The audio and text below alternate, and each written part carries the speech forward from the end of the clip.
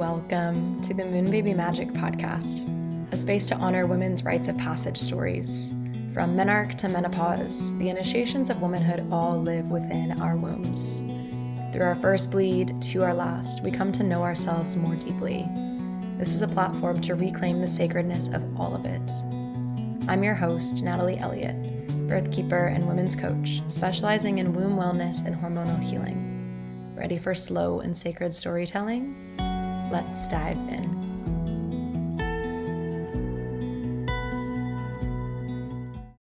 Hey everyone, welcome back.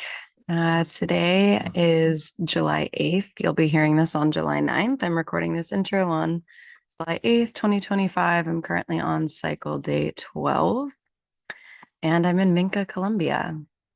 And I say all of this to just give you a little insight as I'm looking around into my environment where I see tall trees and green tree-lined mountains and a distant ocean and some thatched roofs, to just encourage you to take in your surroundings, letting yourself be reminded of the day, the time, where you are in time and space, where you are in your body and your cycle, and just give that moment for a little check-in, really ground into your body.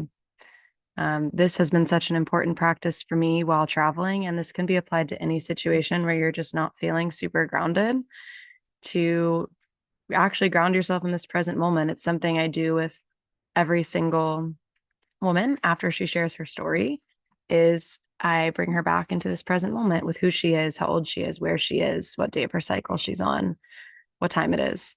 And I did that with myself after I shared my story last week, which, wow, was such a big initiation.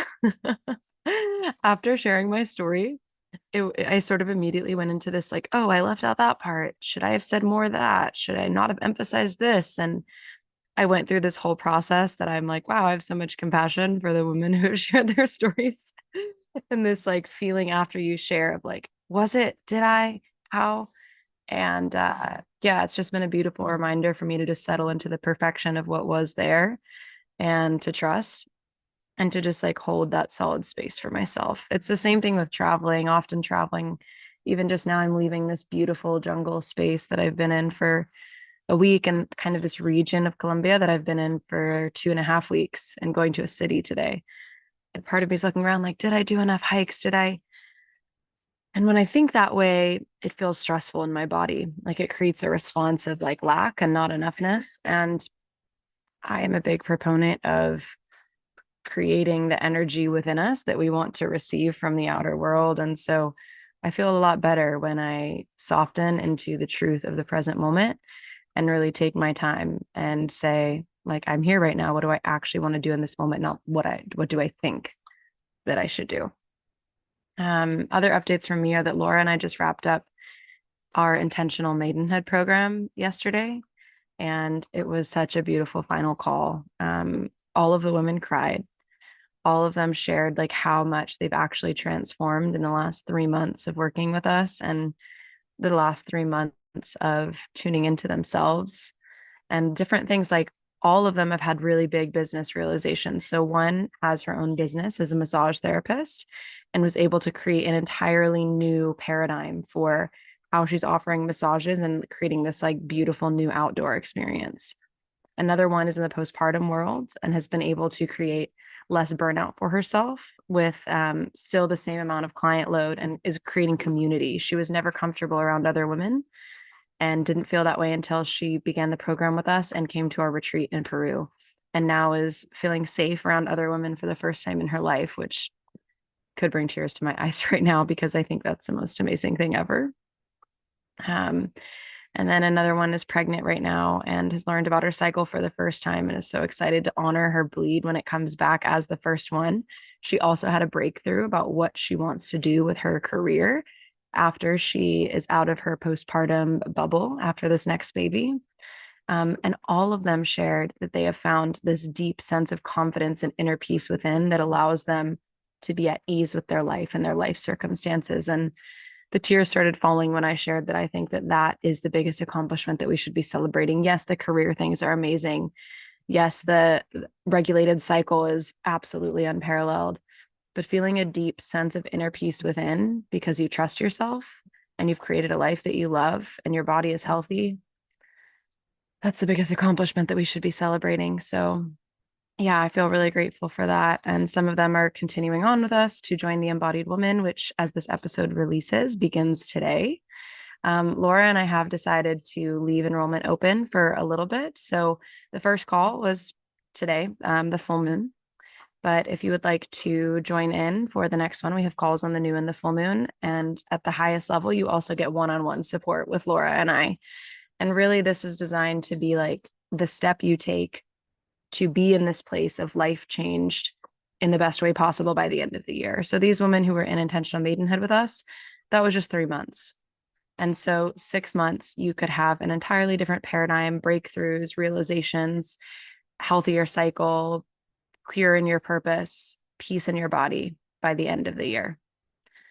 And part of the reason that we created it this way is because we wanted to be able to support women one-on-one. I've supported so many women in healing their painful periods and getting pregnant after loss and relieving anxiety and losing weight. Laura supported so many women in releasing their traumas, understanding their life purpose and direction, supporting them through pregnancy and postpartum, and like leading them into a fulfilling life, including me. She supported me. But we also wanted this group portion because after the Nourished and Thriving retreat happened, the first one this May, we have our next one coming up in November. So excited for that. Also in the Sacred Valley of Peru, we've got a couple women in already.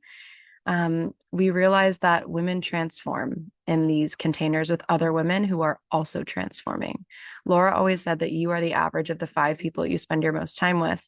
And I know that when I'm around women who love themselves, who are creating lives that they love, who are taking good care of themselves, I do the same thing.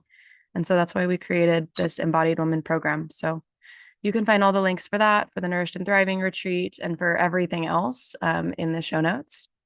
And yeah, I would love to hear from you. What are your goals by the end of the year? Like, are you focused more on your business right now, on your health, on your partnership, something else? I would love to hear from you.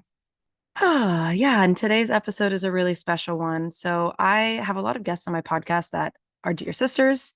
I have other guests who I sort of know, and then I have guests who are new to me and often become new friends. And Charlotte was one of those new friends that I got to know through interviewing her on this podcast. And I just totally love her, and I know you're going to too.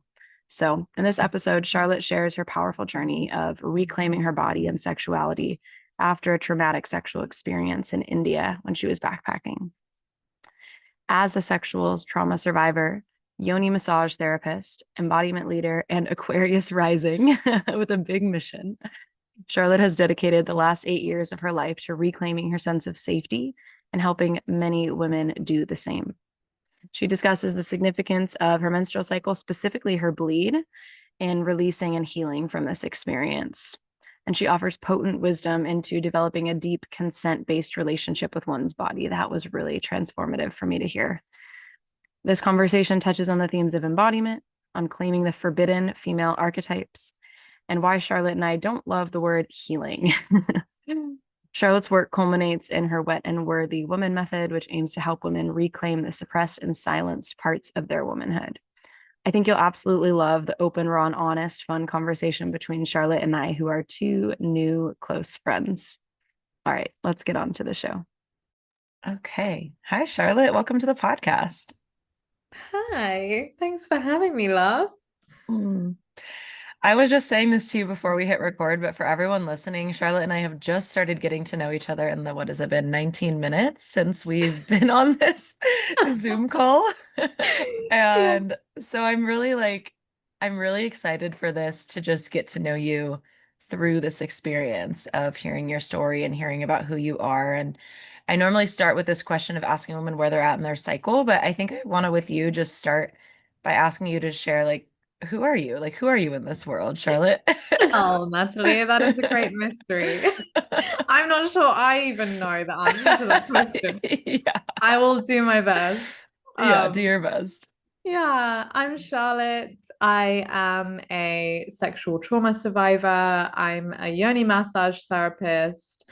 I'm an embodiment leader, and I'm an Aquarius rising with big, big, big mission energy to change the system, to shake up the system. And since experiencing a really scary sexual trauma whilst I was backpacking alone in India 8 years ago, I have been on a journey not only to reclaim myself and reclaim my sexuality as safe, but for the last 4 years of that journey, I've been helping hundreds of other women to also feel safe and sacred in their sexual body, specifically in the parts of us that have been burned, silenced, suppressed, conditioned, and banished and exiled for centuries. So my mission is really to take back the ancient, to take back the taboo, to take back the silenced parts of our womanhood and be the woman that we've been told not to be.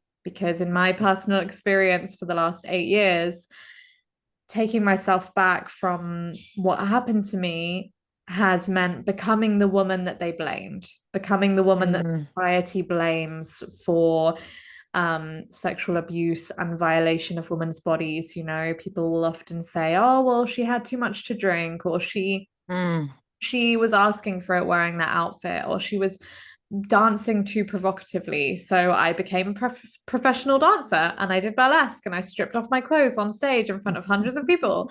And I did exactly all the things that they blamed to reclaim them. And now I've kind of developed this healing modality. I'm trying not to use the word healing so much because none of us are broken. We have nothing to heal or fix, everyone. You are perfect.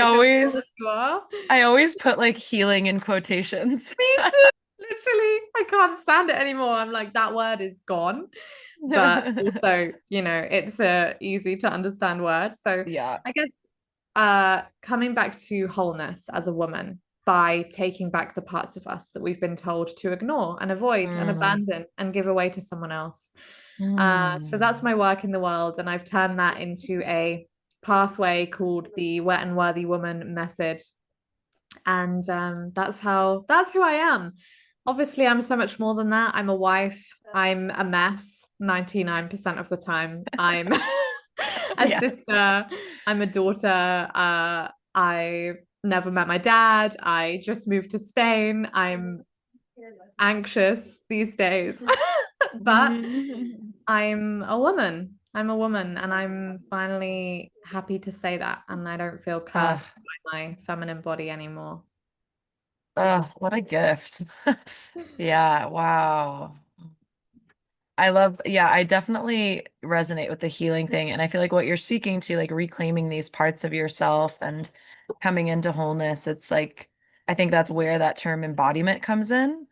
Instead of healing work, it's like embodiment work, embodying like the wholeness that you already have within you. And I even think the word embodiment gets used a lot, but I do love it. I think it's a really beautiful way to understand like what we're doing here. And that's so much of the work that I do with this podcast too, is like we're bringing back our first bleeds. We're bringing back our early sexual experiences. We're like bringing all these parts of ourselves in to find wholeness with like every single version of ourselves that we've been.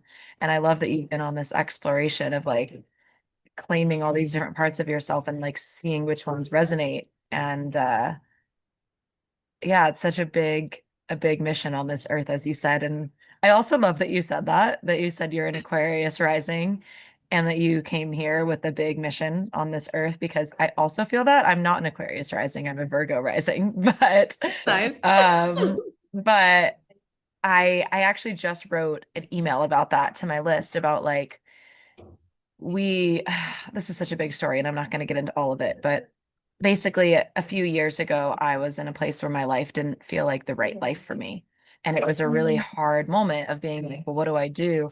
And I had this nagging voice in my head that I used to think was like a voice to shut down, that was like, hurtful to me, that was saying like, this isn't your life. You're not doing the right thing. And I used to take that as this like inner critic thing to be like, nope, go away.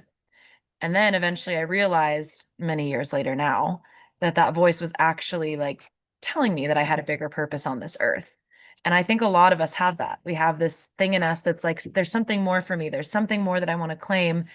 And like, how can we actually see that for a blessing and not this like thing to be afraid of. And it sounds like a lot of the stuff that you've done in your life is like choosing to step into your power, even when perhaps sometimes it felt scary and uncomfortable. Yeah, the feminine are hungry. We are always hungry. And I know that a lot of spiritual teachings will tell us to be content and satisfied with what we have. And I do agree with that. Of course, be present with what you already have.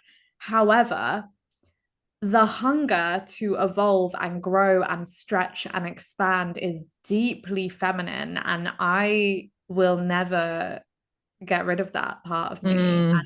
And I know women like listening and you know, it's not a shameful thing for us to keep shedding and growing like the snake, like shedding and growing. I have my snake earrings on. Hell yeah, I have this snake behind me on the wall and the tattoos, multiple tattoos of snakes around. Amazing.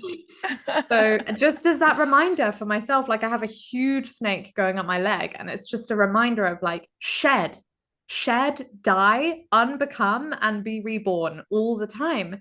Because of course we're doing that with our cycle. Yes. But as women, I know most women in their love lives are hungry to be met at a deeper, more sacred level, to be worshipped more, to be seen, to be heard, to be held, to be chosen, to be claimed. Like women are hungry for more, whether that's more purpose, more love, more sensuality, more sacredness in their life. We will always be hungry, a woman. And I think hungry women make this world absolutely delicious. Yeah. Oh, I love that. Yes. Yeah, it's interesting because one of the archetypes that I learned about and in a minute I'm going to ask you what phase of life you're in and phase of your cycle, but when I learned about these archetypes of the cycle and the archetypes of womanhood, one of them is the maiden. And the maiden is that like follicular phase, springtime, and also like your early life before you move into the archetype of mother. And one kind of mini archetype within the maiden that my teacher Nancy Lucina taught me is that there can be this shadow side of the maiden of the hungry ghost. And so I'm just here thinking, like, what is the difference between women being hungry and the hungry ghost? And I wonder if you have anything to say about that. If you know about, have you heard of this term, the hungry ghost? Yes. I feel like the hungry ghost is like trying to fill a void within ourselves when we forget that we're whole. So a hungry woman wants to expand for the service of all, for her sisters, for her collective. She wants to love herself deeper for the better of her clients, of her friends, of her mother, of her all the women that come after her on this earth. The hungry ghost is like, I need to fix myself. I need to change myself. I need to do this ritual today because I'm not enough as I am. I need to take this. Yeah. I need to take this like feminine energy course because I'm not feminine enough. That's the hungry ghost hunger. It's like, yeah, filling the void rather than expanding more love. The hungry ghost searches for love. The hungry woman stretches her own love even wider. Wow. Yeah. I'm just like chills listening to you say that. It's so resonant for me. Like I totally used to be in that space. I've been really feeling in my life personally that I'm in this space like past wounded maiden, but not yet mother. And so I'm in this more of like I call it the intentional maiden. I have a program called Intentional Maiden. And it's interesting because I used to totally, when you said do the ritual because you're not enough or whatever, that totally used to be my thing when I first got into spiritual practices of like, I need to do all of these full moon things and release all this stuff and like do all this stuff because the root is like, I'm not enough as I am. I'm not already whole. I don't already have, all of the qualities that I desire. And I think that's a really important distinction to make. I'm so glad that we're talking about this. And then the other piece that I wanted to say that this is such a big conversation, and maybe we'll get into this later, but the like, I'm not feminine enough language. And I hear that so much with women lately. And I actually am in the process. Yeah. I love to write. And so I channel my writing through my newsletters and through Instagram. And I'm in the middle of writing a piece about like how harmful it is for women to be constantly told they're two and they're masculine. Because like, yes, of course we want to connect with our feminine energy, but like I see women, even like clients I work with, who think all of their health issues are because they're too in their masculine, or they shame themselves for like just being productive. And it's like, that is also not the way. Yeah, yeah. And I really like a woman in her masculine energy is the most loving woman I've ever met, because Mm. the real divine masculine energy within us is compassionate. He has boundaries. So our inner masculine will say, babe, you're working way too hard. You need to take a bubble bath. Like, go and get in the bubble bath. I'm dominating you and your burnout, and I'm making you rest. The real divine masculine within us is like a loving father or a sexy husband that really cares about us. But this act, I believe, of women hustling and burning out and doing, that's not masculine energy. I believe that that's the wounded feminine who's trying to earn the masculine's love. Whoa. Yeah. So it's a whole like conversation of, you know, that's not masculine energy, because that's patriarchal energy. Yes, We're in exactly. our patriarchal energy. It's the inner critic, it's the inner patriarchy, not the inner masculine. Because calling that masculine energy is kind of making out that men are just robots that do all the time, and that's all they are, which also isn't helpful for us as women to then trust them. Absolutely. Absolutely. I love everything you said. And I also think it's important to note that like you can work hard and build something and still be a very feminine woman, a feminine leader. Yeah. It's where the action is coming from. Again, is it coming from the hungry ghost of like, I need to build a business and be a 7-figure leader, otherwise I'm not enough and I can't rest and I can't take that bubble bath until I've achieved this, this, and this? Or is it coming from deep service for the collective? And that is such a feminine thing. That's like a motherly quality. That's a caring, nurturing, feminine quality. If you're hustling in deep service to love, then that's the most feminine thing ever, you know? Yes. I know I've been having a lot of conversations with women in my life about like why we want successful businesses, why we want to make a lot of money, and like what are the reasons behind that. And I had this moment yesterday where I was like there's this training that I would like to do. It's a womb massage training in Guatemala. And I'm like, I want to make money so that I can like do trainings to serve more women, Like that's so, Yeah. that's a beautiful hungry energy. Yeah, rich women pay other women to teach them their skills. And that's what I Yes. love about rich women. Like we just want to pay each other. Like Yeah. if I had excess abundance, I would be like showering you in it, taking all your programs, like showering every Yes. woman I love, taking all her programs, and we'd be like Exactly. rising together. Exactly. That's the goal, right? Yeah. Yeah. Oh, I love Yeah. this conversation. And I'm sure some of this will get tied in later, but I really love to ask women where they're at in their cycles. I think it's so important to orient to like where we are in that space because it helps understand the context that a woman is coming from. And I've just started actually in these interviews sharing where I'm at in my cycle. So I'll share I'm on day 16. I have not ovulated yet, and so I'm still feeling that like building energy. And yeah, it's like a fun, like excited about life energy. So I would love for you to share where you're at in your cycle and also what phase of life that you're in. Thank you. Day Mhm. 16. Love that. Love that. It's a good day. Juiciness. I know we're in very different stages right now, love. I'm day 5.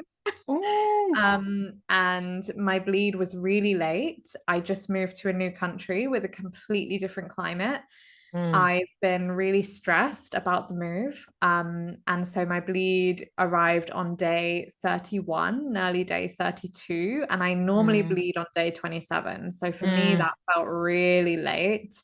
And the bleed has been intense and tender and full of closing my heart and protecting my whole body. So I'm day 5, emerging from inner winter and feeling a bit gooey and melty and like surrendered to everything. I love that emerging from the bleed energy, but it's also sometimes I say this all the time that I feel like I never know how to do it perfectly. And I don't know if there is a way to do it perfectly to emerge from the bleed because you are just so tender. And then going back to the world, it's like, what? What is this? The light is burning my eyes. Yeah. Yeah. And then the stage of life I'm in, I mean, I'd love to say mother, but it's not true. I'm being a very immature maiden these days. Like, I'm like triggered all the time. All my inner child stuff's coming up. Inner child has like taken the steering wheel of my relationship lately in my marriage and is trying to like sabotage. So I'd love to say mother because I just, got married and me and my partner are taking big steps together.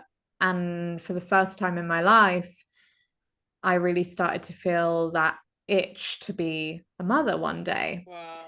And I'm turning 30 in just over a week. Oh. So I'm emerging from my Saturn return. So I guess I could say that I'm exiting. They say, that your Saturn return is the maturing. So I guess I'm emerging from maidenhood, and it's bringing up the last layers of the immaturity for me to actually step into the mother, queen, wife role without being super super triggered and insecure all the time. Yes. Yeah. Wow. Yeah. My teacher, Nancy Lucina, says that often, even without kids, women tend to move into that mother archetype after their Saturn return. So that is interesting. And that is, like you said, it is the maturing. And so that does make sense. Yeah. Yeah. I cannot wait to be out of the Saturn return. I'm telling you now. It was in my first house, the house of identity. And it was like, I mean, it Wow. is still a bit like an identity crisis every week. But I want to give everyone, I don't want to scare anyone if you're not Mine just 27. started.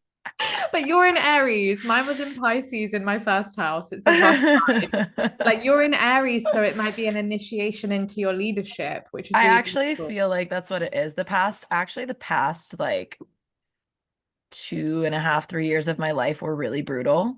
Like really a lot of change and releasing and shedding. And there's still some of that. I do feel like actually right when my Saturn, I shared this on this podcast like a week and a half or 2 weeks ago, that like I think it was the day before the Saturn return started, my dog died. And that was like a Oh, really big thing for me because I wasn't there, I'm here in Peru. oh, yeah. And so that was like really brutal. And I was like, whoa, okay, I guess I'm not done shedding identities and things. But I kind of feel like this chapter, I'm sorry if you can hear these chickens. They're really loud. Um, I I kind of feel like this like Saturn return feels like an initiation into like I feel this expansion energy of like I'm being asked to really like step up and hold more responsibility and do more and be more and like how can I it's like that embodiment piece we're talking about like how can I really expand to be this highest version of myself, which is uncomfortable. It's stretching me, but it feels more like expansion than like a lot of releasing and shedding. But we'll Yeah. see. I'm only in the first 2 months of it. I know. Do you know what house your Saturn is in? No, I don't. I need to look into that. Yeah, that makes a huge difference because maybe your Saturn return is in like your career house, and then you might have a lot of changes in your work. But yeah, if it's in the house of like partnership or identity or family, then it can hit a different part of us. So um, Yeah. but I don't want to scare anyone. Obviously, it's bringing us all into exactly who we're meant to be. And I can just say that, like, I met the man of my dreams. I moved to Spain. I got married. I also went through a really brutal breakup. I moved house 3 times. I lost 2 jobs and I went full time on my business. Like, so much change happened in the last 3 years. Yeah. But it brought me to this point where I'm full time doing what I love. I'm living on a tropical island. I I'm with like a beautiful man of my dreams. Like that, it brings you out the other side Yes. in a much, much, much higher timeline. But it's just like a hurricane when you're in it. Yeah. Wow. Yeah, I do feel that that's part of that like trust that the like, experiences in our life, even the challenging ones, are like leading us to a higher expansion and trusting, like you going back to that thing at the beginning of like having a big mission here on earth and being willing to make the necessary changes to get to that place. And Mm. yeah, it sounds like you're in such a beautiful, beautiful place in your life right now, and I'm excited to get to that. And I want to go back in time a little bit and go to the beginning of your journey. And if you've listened to the podcast, you know that I love to ask women about their first bleeds, and so I would love to hear what you remember from that time in your life. Yeah, thank you. This is a beautiful rite of passage that you're really bringing back for us. And actually, my first bleed, like when I was invited, when you invited me to the show and I read your email and I was reflecting on it, I couldn't remember it fully. However, I do remember certain memories. And I have a sister who I'm really close to, and we're just 1.5 years apart. So she got her bleed before me. She's older than me. So I had like I already could kind of see through her like that it was okay, that it wasn't scary, that it's fine. I also grew up without a single man in my life. I never met my father, and it was just me, my sister, and my mum at home. So three women. And my mum always tells this story of when my sister and I were babies and we got her menstrual pads and we stuck them all over the windows of the house. From a really young age, these kind of like feminine chapters were there because I was in a house of all women. And my mum didn't have a great experience with her bleed. Her mum grew up in a generation where it was very shameful. So my mum experienced a lot of being shamed when her bleed arrived, and therefore she was really cautious not to pass that on to us. So I feel like um yeah, it wasn't necessarily held in a sacred way or spoken about in a sacred way, but it wasn't shamed and it wasn't shunned. And I felt safe to be open about it. And my sister was there when I got my bleed, and I remember the like brownish liquid, Yes. the brownish womb lining that we release, which is older and it's not fully blood yet. I remember that being the first sign, and my sister just being there in the bathroom with me at the time and like just having that. Yeah, I felt safe to bleed. I felt safe to bleed when she arrived. Yeah. That's beautiful. Yeah, and I think it is really important to have these stories on here. And I feel like I've been saying this in a lot of my episodes lately that like I do hope that sometimes or at some point young girls maybe listen to some of these, especially the first bleed stories. Part of me wants to like pull out all the first bleed stories and make it into like a little thing for girls, but that would be kind of cool. Oh my God, that would be so cool. Right? Because the things like Oh, you're saying of like the brown blood, and like you don't expect that necessarily unless you're told that that's going to happen. Like you think blood, you think this like bright red, you see brown, you're like, what's coming out of me? And so to yeah. just like normalize some of these like particulars about the first bleed for the girls, I think is so important. Yeah, yeah. Me and my this is like really I'm trusting that no one on this listening to this is going to be grossed out by much, but you Yeah. know that like it's also not always liquid. There's like strings and Hmm. specifically for me because endometriosis runs in my family, and so I haven't been officially diagnosed. I didn't want to get my womb cut open, but I'm 90% sure I have it. I've been told by ultrasound scans that I have the cysts and the bruising and the bleeding, which are all signs of endometriosis. So when my lining sheds, sometimes I say it's meaty. I'm like, oh, I'm having a meaty bleed because it's like so it's like just lumps of things coming out. And that's also something we don't expect. No. Because on the adverts for sanitary products, it's just like this liquid water being poured onto the thing, Yes, not like not. a lump of meat. Yes, it's so important that we talk about these things. Like, even, I see clients, I see women one-on-one, and often, like, when I ask them, one of the questions in like our first sessions is like, well, how much are you bleeding? And what I have to do is I have to be like, Because if someone says, oh, I bleed a lot, what's a lot to them might not be a lot to someone else because we're not seeing each other bleed. So it's like you've got to get Yeah. really particular. And I think it's really important for us to talk to other women, to talk to our girlfriends, to talk to our mothers, to talk to our male partners about like what these things are like. I remember that when I Yeah. was a girl, like I remember my first bleeds, they were like brown and like a little bit meaty too. The word meaty is just so bad, but So I love it. I love it at the same time. so funny. I took a picture like a few years back. There was something really painful and big coming out of my cervix. And I Mm, took a picture of it. And my best friend at home, I lived with her for like over a year, and we've been on this journey together. We actually met on a menstrual cycle course, um, wow. and found out we only lived like 10 minutes away from each other, and Ah, we've been together ever since. But she got into womb work. She started doing womb work, and she started a business as well. And so every time I had like a meaty something coming out of me, she's like, show me a picture, I want to see it, yeah. let me see it. And she's like zooming in to this thing, and I'm like, wow, like this is great. This is really great for me to have a friend who wants to zoom in to my body parts. I am that friend. Yeah. I'll send you a picture next time, babe. Don't worry. Yeah. Okay, great. Yeah, I mean this for me is like part of the revillaging, you know, like I am sure that our ancestors were looking at each other's blood. Like they, yeah. And I think that's in our Yeah. bones to like be bleeding together. And I had a woman, Jasmine Rose, who's become a friend of mine on my podcast, that released last week. And she was saying, like, sometimes she walks around and wonders, like, how many women are bleeding? And, like, you know, is there something in our bones that we would have known when another woman was bleeding and we've just lost that instinct, you know?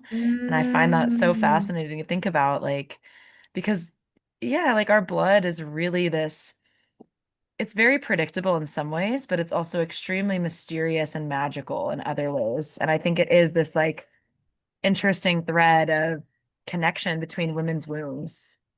Yeah, yeah, that's really, really beautiful. And I guess in the meantime, what I love to do when I can is, I don't know why I haven't done it today actually, but my husband's parents are also staying with us right now, so that's probably why. But I usually anoint my third eye with my blood, and Yes. it depends where I am in public. I try to go out in public with that, but if I'm going to like the supermarket and my blood feels deeply sacred to me, then I don't necessarily want to share it. Yes, I totally But feel that. also the amount of people that look at the blood on my face and would like the last thing they would guess it would be menstrual blood. Absolutely. I've had so many people when I've gone out, I do the same thing with the anointing. And it really depends for me on like if I feel in my nervous system safe to like go out in that way or not. Yeah. And actually when I was in the Sacred Valley in Peru, it felt really good because there's a lot of ceremony that happens there and it just felt like, yeah, this is great. And it felt beautiful. And I talked to a lot of people about my blood and it was wonderful. But then other times, like for example, when I was living in like suburban USA, it's like it can be a little confronting and people would even come up to me. I remember someone even came up to me. It was like an older man and he was like, "Hey, you've got some dirt on your face." And I think I was feeling quite bold in that moment because it was like a darker blood, I think that day. And um I think it was a bolder moment for me. And I was like, actually, it's my menstrual blood. And it's like you really have to feel super embodied in it to be able to do that. And I think it's totally valid to not want to have to do that when you go out in public too. Yeah, not want to have the argument of convincing someone. Actually, my teacher did it recently, and she had a man also approach her and ask, like, "Oh, what is that on your face?" And she said, "Oh, it's my spiritual practice," because she was like, "He is not the person that I need to Uh, convince that my menstrual cycle is sacred." And he was a Christian man, and so mm, I mean, it definitely doesn't say, as far as I know, in the Bible that you should anoint your face with your period blood. So he didn't know that it was her menstrual blood, but just knowing that it was a spiritual practice outside of his, he was already triggered and trying to convince her. And and she was kind of saying, oh, it's all related to like the planet, the earth, Mother Earth. It's like a connection to her. And then, you know, he went into the God, and that, you know, God should be the one that we worship. And she kind of was like, I don't have the energy. I'm bleeding. I don't want to argue with you about why I love planet Earth right now. Yes. And to anyone listening that's in a different faith, full respect to whatever brings you that sense of love in your belief system. But for me, nature is also God. Yeah. It's like the creator, it's the creatrix of everything. So me too. yeah, we don't always have to battle our way through the world. Oh, yeah, that's such an important note. And that's it, right? It's like we are not always here to have to teach someone or to prove something. Like, Yes. and that doesn't mean that we don't believe in our mission. That doesn't mean anything about it. It just means that like sometimes we just want to be in our own energy, especially when we're bleeding. Yeah. Yeah. Oh, yeah. I'm curious what those like early, like, how did you have your first bleed, and like how did you relate to your cycle in those like early cycling years? I definitely didn't relate to my cycle. Mm, I think that, I mean, I remember the times that changed, but in the early years, there was no relationship to my cycle. In fact, I was on the contraceptive pill from the age of 14, and I was uh for what I believe now to be endometriosis, but at the time just thought it was like hormones going crazy. So of course they prescribe right. you the contraceptive pill. Yeah. And it was the pill where I would still bleed every month, where you take it for 3 weeks and you have 1 week off. But I was on that until I was 19. And Wow. then I made the active choice to go vegan. I'm not vegan anymore, but like that served me at that time. And Yeah. uh like went health crazy. I started a health blog. I went vegan. I came off the pill. I did loads of research into synthetic hormones. And so yeah, those first 5 years whilst I was on contraception, it was just like the 1 week that I wouldn't have sex that much. That was what my bleed was to me. It was like the inconvenient week that I wasn't taking my pill and didn't have much sex, because I was also in like a very long relationship with a childhood sweetheart during the age of 15 to 20. So like that was just the weeks that I wouldn't have sex, and that was it. That was the relationship. That's That was so the funny. relationship. So when you went vegan and got off birth control, did you start learning about your cycle? I also want to say too, like I was vegan, I'm not anymore, but I think going vegan is often an important step in a lot of our like health journeys because it just like gets you to look at something. And then I eventually you're know. like, okay, I was looking at something, but maybe not the right way. So funny. I love that it's like another rite of passage. Like you have to go through the vegan phase to Yeah, get to where you it's are now. oh my gosh, I think it is a modern day women's rites of passage to go Yeah, vegan. that's so funny. Oh I my love that. God. Yeah, Yeah. then I wasn't relating to my cycle. However, I lost my cycle for more than 1 year. Wow. And because I knew that my mum had endometriosis and she couldn't get pregnant because of the endometriosis in her fallopian tubes, she couldn't get pregnant with us. Hmm. Obviously it all worked out eventually, like I'm here, but Yeah. but she had a lot of trouble and she had an operation. And after the operation, it cleared her fallopian tubes and she immediately got pregnant after being Mm. told that she was infertile.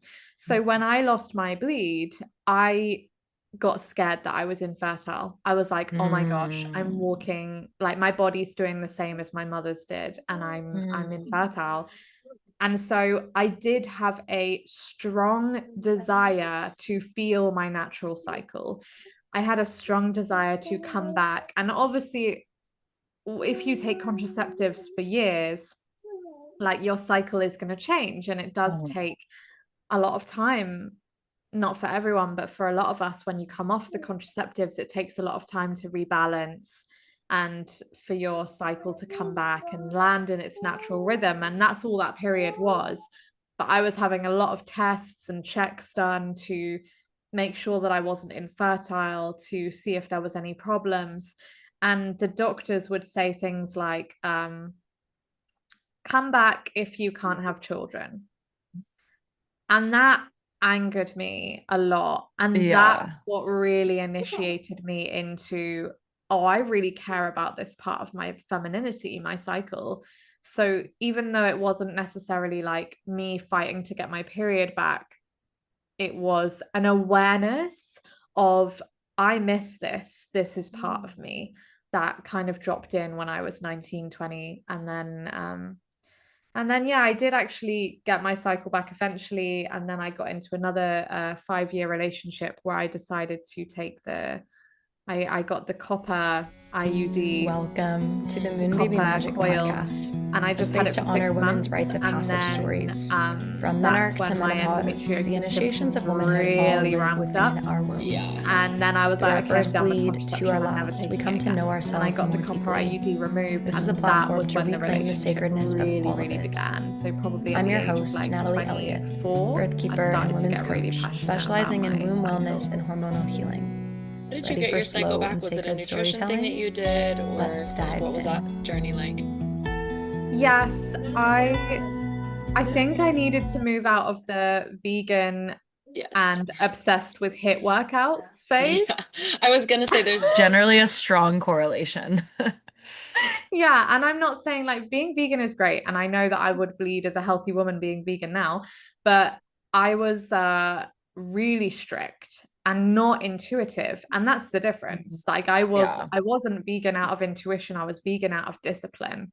I was vegan out of I have to do this to be healthy, as well as really hardcore HIIT workouts and cardio workouts, which obviously weren't helping my womb or honoring depleting your hormonal reserves.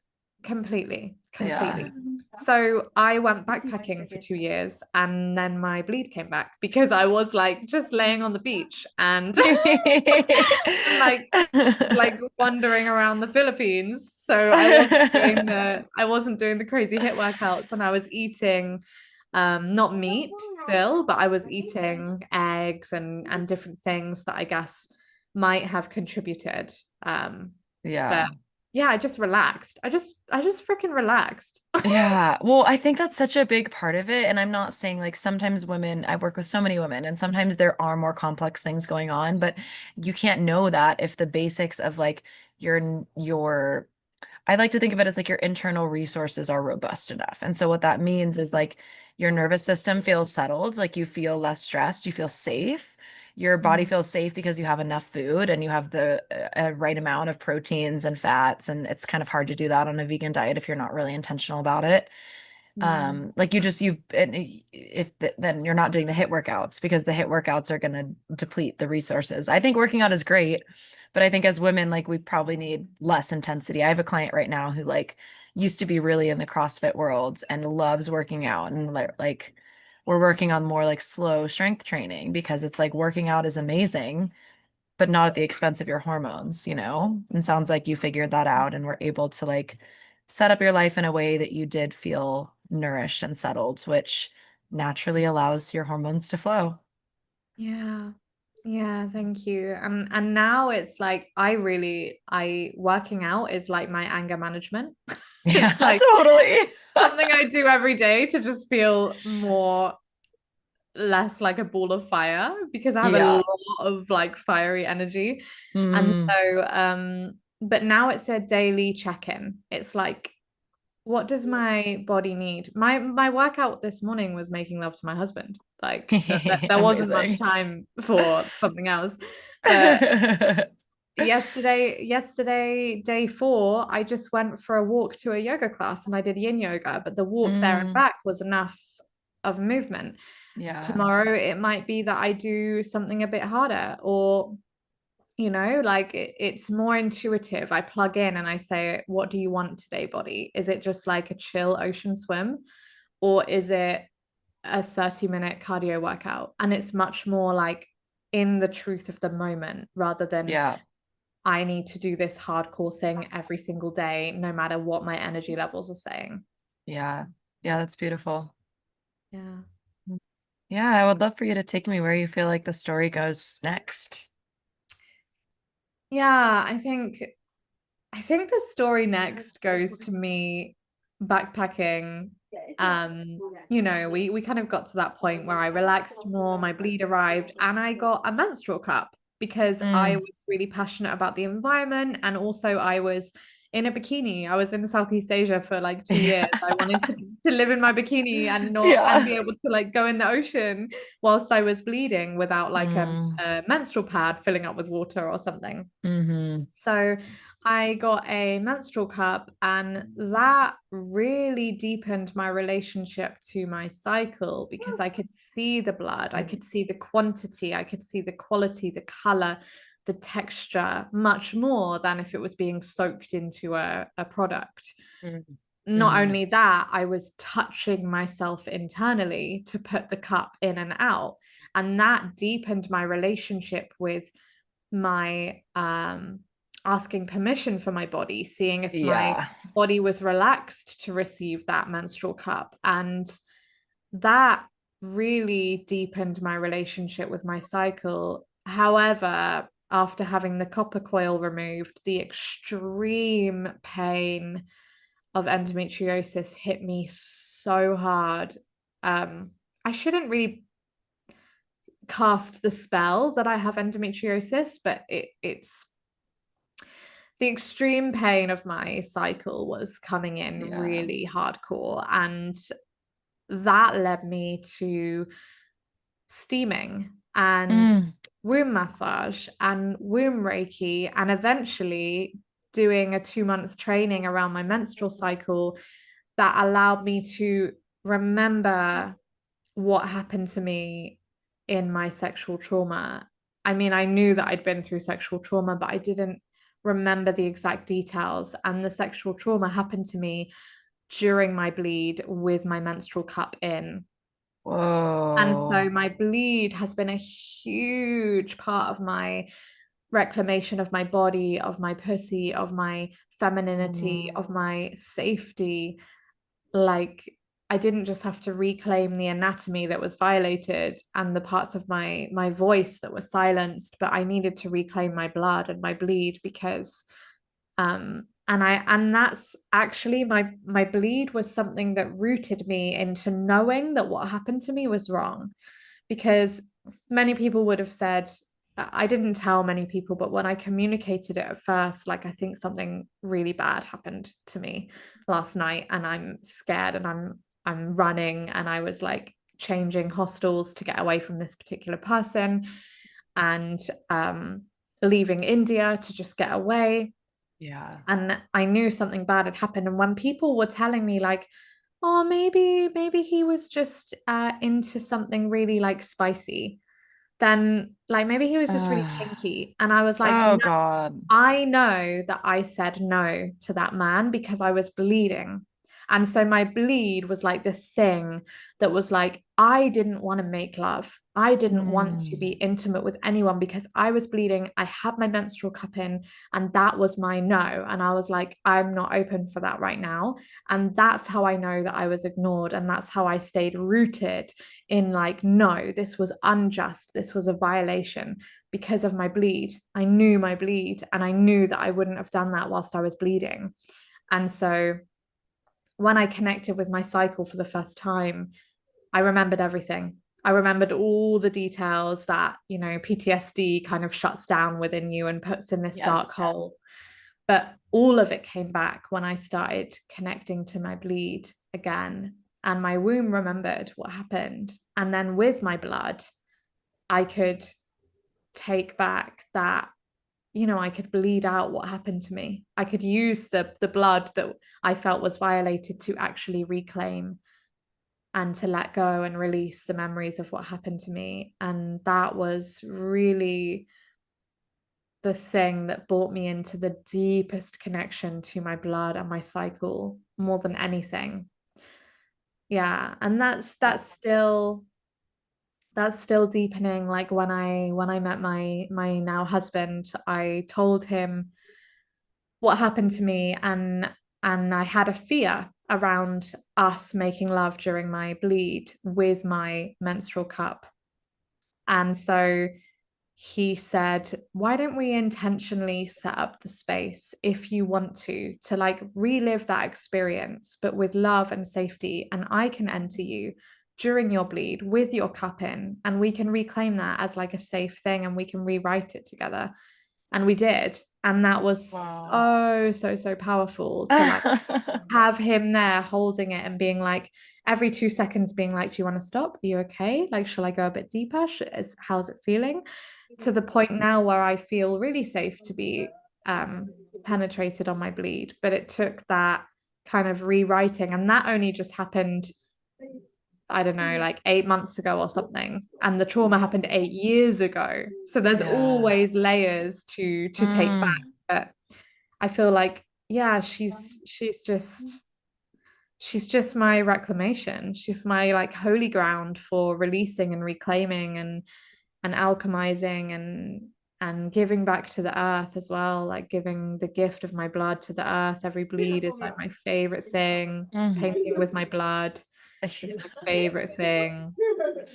So yeah, now I'm in like divine union with my blood. Wow. Yeah, I first just want to say, like, I'm so sorry. God. And I also think it's so, and I don't say this to minimize, like, this is such a tender thing to say, that it's like the challenging experiences in our life become our medicine. And like the insane things we go through become, like, I often say on this podcast, like, every woman has her own like personal mythos of her life, and like her odyssey of her life. And it's like, your odyssey of your life was to like learn to be in divine union with your blood. And it's like, whoa, like, what an alchemical feminine thing to do. And I think our blood really does carry, in traditional Chinese medicine, our blood carries imprints, memories, emotions.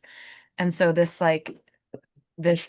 intuitive thing that you had of like, I can release this through my blood, like, it's so true. Like, we release so much through our blood. And I think steaming as well is a really big practice for releasing a lot of trauma from the womb. That was a huge practice for me in releasing sexual trauma from my womb as well. And I remember the first few times I steamed, it was so deep, it's like, we're just really getting in there. And I I love the re-imprinting that you did with your husband to bring safety into your body. And I think it just goes to show that, like, when we have these experiences in our life that should not have happened to us, that were traumatic experiences, that in no way, shape, or form, like, was like a weird, kinky thing or something that, like, you had to just be like, oh, maybe, whatever. Like, no, it wasn't okay. You said no. Your body said no. Your blood said no. But what happens is then these experiences become the way that we are initiated into relating to our bodies. And there was something else I was going to say, and now it's totally gone. But yeah, just really in awe and reverence of your story and how you've moved forward from it. And now I remember what I was going to say, which is that it takes turning in to the challenging experience and not pushing it away to do the healing, that word that we love. Yeah. Yeah, thank you for saying that. And I am at the point now, 8 years on. I did a post recently that was really popular, where I said, I'm glad he picked me. I'm glad. Whoa. Because I was the woman that could turn that into something, into a movement that now supports hundreds of women to overcome shame, trauma, suppression, religious conditioning, and violations of their intimate body parts. I'm now that woman. And thank you to him for the darkest night of my life, because I would still be working a corporate job that I hate, having really disappointing experiences in the bedroom, and having no awareness of consent for my own body being entered. And so, yeah, now I'm having the most sacred, phenomenal, like, sexual union, and I'm so aware. And every single lover ever since that day, not ever since that day, but ever since my awareness of that day, I've had them ask me consent every time they put anything inside of me. It's like asking consent before a finger, a tongue, a touch, a body part, a toy. Like permission needs to be granted first. Even in my 5-year relationships and my marriage since then, like my partner still asks every time we make love. And I still ask myself, my body, my pussy, every time I go to be with her. And I just check in and I'm like, okay, do you want to receive this? Are you ready? Even with my menstrual cup every month, I'm like, Yes. okay, pussy, how are you ready for this? Like, can I put it inside? Okay, thank you. And yeah, just to any woman listening, your womb might not speak in a clear English language of like, yes, please, and no, thank you. Like, it's gonna be a bit more subtle than that. You gotta like drop in a bit, take a few Yeah. breaths, and it's more like Yeah. a physical opening or a physical contraction of like, no, it doesn't feel safe. Please don't, not ready yet. So just like tune into maybe she does speak in English for you guys, but it's not my experience. That would be pretty cool. She's got like a nice English accent. Yeah, it really you learn to like read your body's cues. Like you learn to know what your yes and your no feels like over time when you're able to drop in, and that takes slowing down. Like that takes Yeah. slowing down for the moment of consent. Like you said, I had a very similar experience before. I've shared this on the podcast before, so I won't go deeply into the story, but like when I used to try to like bring my hands inside my yoni for the first time, I used to have this like nausea, mind body connection response. And it wasn't until I hired a mentor and was like having phone calls with this mentor, like the power of female mentorship people. And she was like, did you ever ask if your yoni wanted your touch? And I was like, whoa, no, I never asked. And so we have to learn these things in our own ways of like our body, she deeply needs consent. She deeply needs to feel that safety of like this is a yes. Because like you said, that physical sensation, like she won't open, it won't work. Yeah. Yeah, thank you. Thanks for bringing in that. And that's it. It's like the safety that we can bring to our own body just through consent and permission. It seems Mm, so simple. Like every woman listening, I know it seems so simple. I know you're like, what? I can heal from the deepest trauma I've ever been through by asking my body if it's okay to touch her. Yes, you can. yeah. Because like that level of safety and trust that you build with her, she will start speaking to you and she probably won't stop. She will start communicating things with you that she never communicated before. And then not only do you have that standard of sacredness and permission and consent and safety with your own body, but you raise that standard for other people to meet your body in that way. And then other people start asking permission. Other people start slowing down. Other people that you're making love with or being intimate with, you set the standard of how other people are touching your body and meeting your body. So if you're frustrated that you're only having quickies with your lover, with your partner, or with anyone you make love to, or yourself, if you're like, wow, what are these like full body bliss experiences that these women are always talking about? You give it to yourself first. You slow down with yourself first. You make love to yourself instead of using like a plastic toy to just quickly buzz one out. Like you Yeah. meet yourself in the more sacred permission realms of slow love, and then the standard raises outside of yourself as well. So it is that powerful. Just meeting our body with that own reverence and permission is like the thing that really helped me recover and reclaim myself from the darkest night of my life. It's like so simple, but it was consent. Oh, Charlotte, this is so important for women to hear. Like this, this knowledge, this remembering. I mean, even for me right now, I'm like, yeah, like consent every single time, reverence, like permission. And I just feel like every woman listening to this probably needs that reminder too, like to set that standard for themselves and set that standard for everyone else who is entering their body. That's so important. I just feel like that cannot be emphasized enough. And it's so beautiful to me, like that you have channeled this darkest night of your life into supporting other women to come home to their bodies and supporting yourself. like that's where it starts, is like you become, I think of that in so many ways when we go through a trauma, when we go through one of these challenging experiences that life gives us, it's like we can become like what we needed in that moment, and we can become for others what we needed. And that's exactly what you're doing with your work. And it's so beautiful to me. I'm so grateful that you are here and doing this. Thank you, my love. Thank you. And of course, like there's no end destination, just to remind everyone, there's no like, oh, now I'm at the place where I'm having amazing experiences in the bedroom and my body feels completely safe. And no, like it's a never-ending journey. It's a lifelong cycle of setting that standard and holding that boundary, even when it's really hard, even when you've been with someone 100 times and you just want to let them off. Like you still have to hold the standard and always come back. And there's still times where I feel triggered, and even in the safest experience, the triggers and the trauma still comes up occasionally. So there's no destination. Like this is a pathway. This is a pathway.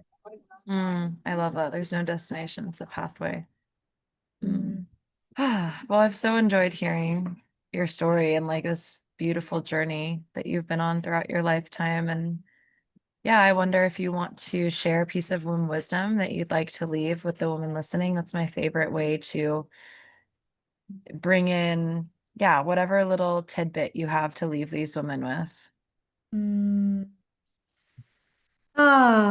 Let me ask my womb, see what she wants to bring.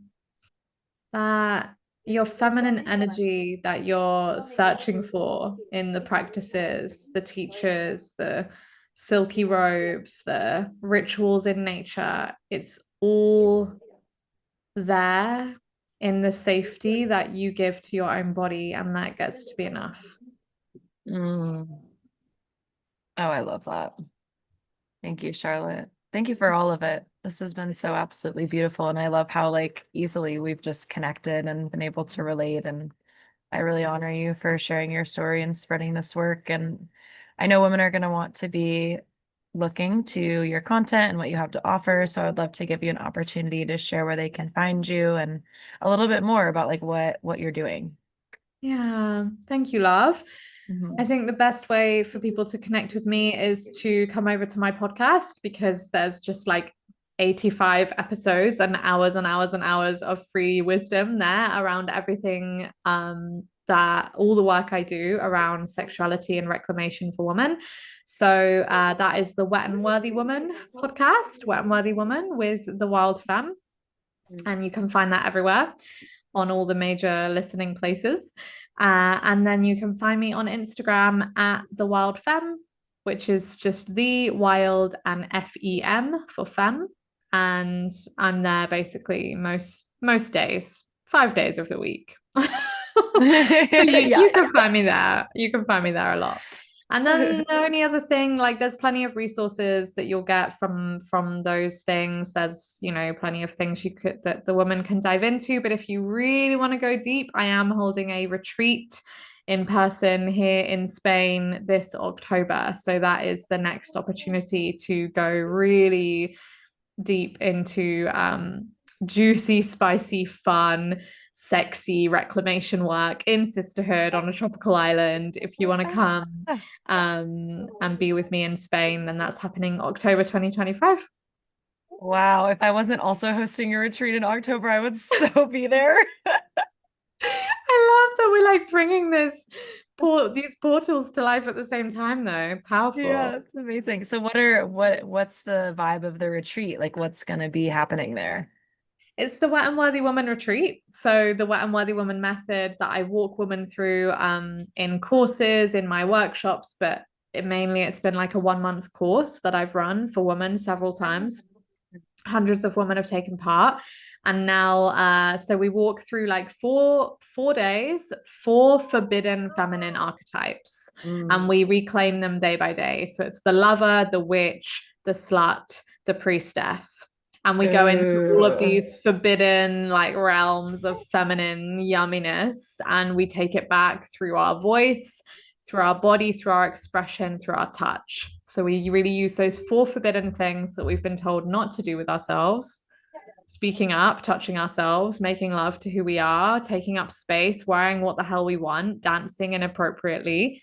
And we do all those things for 4 days to create the safety and the permission for yourself to really be that wildly untamed woman that we're all kind of hungry to be on the inside. Oh, I love that, Charlotte. Sounds so juicy. I'm so excited for the women who you. get to receive that. Thank you. Well, thank you so much for being here. This has been absolutely wonderful, and I'm really excited for this podcast episode to make it out to the world. Thank you for holding the space, love, and creating the container for me to share. You're amazing. I love your frequency. I love your essence. It's been such a pleasure and a joy to be around you. And yeah, thanks for being such a light in the world. Aw, take a moment to receive that. Thank you. Thank you for tuning into the wisdom of the womb today. It's truly such an honor to bring these stories forward to you, and it would mean so much to me if you'd rate and review this podcast so that it could reach more women. If you're looking for deeper support, you can find the link to join our online community, the Cyclical Living Circle, in the show notes below. There, you'll also find the links to book one-on-one virtual sessions, shop the herbal shop, and any group programs that I'm currently offering. Plus, you can follow me on Instagram, and I love to connect with you all there. All right, see you next week.